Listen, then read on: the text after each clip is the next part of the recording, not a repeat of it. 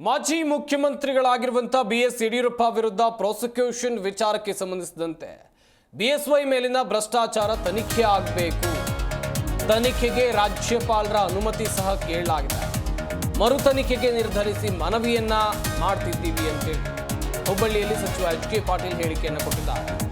ಮಾಜಿ ಮುಖ್ಯಮಂತ್ರಿ ಯಡಿಯೂರಪ್ಪ ಮೇಲಿನ 5 ವರ್ಷಗಳ ಕಾಲದ ಭ್ರಷ್ಟಾಚಾರಗಳ ಕುರಿತು ತನಿಖೆಗೆ ಸರ್ಕಾರದ ನಿಲುವು ವಿಚಾರಕ್ಕೆ ಸಂಬಂಧಿಸಿದಂತೆ ಈ ಹಿಂದೆ ಸಾಮಾಜಿಕ ಕಾರ್ಯಕರ್ತ ಅಬ್ರಹಂ ರಾಜ್ಯಪಾಲರಿಗೆ ಯಡಿಯೂರಪ್ಪ ವಿರುದ್ಧ ತನಿಖೆಗೆ ಒತ್ತಾಯವನ್ನು ಮಾಡಿದರು.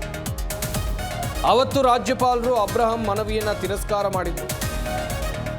ಇಂದು ಅದು ಸರಿ ಇಲ್ಲ, ಮರು ತನಿಖೆ ಆಗಬೇಕು ಅಂತೇಳಿ ಸರ್ಕಾರ ನಿರ್ಧಾರ ಮಾಡಿದೆ ಅನ್ನುವುದಾಗಿ ಎಚ್.ಕೆ. ಪಾಟೀಲ್ ಮಾಹಿತಿಯನ್ನು ಕೊಟ್ಟಿದ್ದಾರೆ. ಅಬ್ರಹಂ ಅನ್ನೋರು ಏನು ಹಿಂದೆ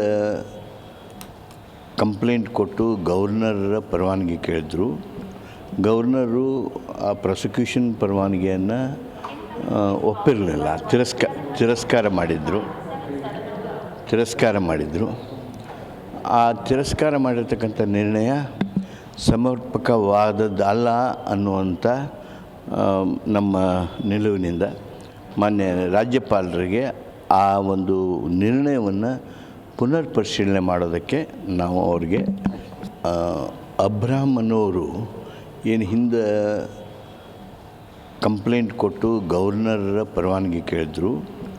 ಗವರ್ನರು ಆ ಪ್ರಾಸಿಕ್ಯೂಷನ್ ಪರವಾನಗಿಯನ್ನು ಒಪ್ಪಿರಲಿಲ್ಲ, ತಿರಸ್ಕಾರ ಮಾಡಿದರು.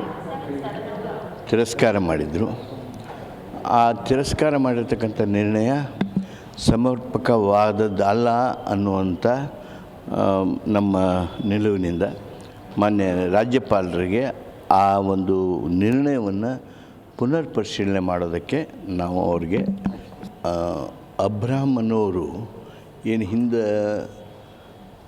ಕಂಪ್ಲೇಂಟ್. ಜಿ ಕನ್ನಡ ನ್ಯೂಸ್ ಈಗ ನಿಮ್ಮ ಮನೆಯಲ್ಲೇ ನೋಡಿ. ಎಲ್ಲ ಕೇಬಲ್ಗಳಲ್ಲಿ ಈಗ ಲಭ್ಯ.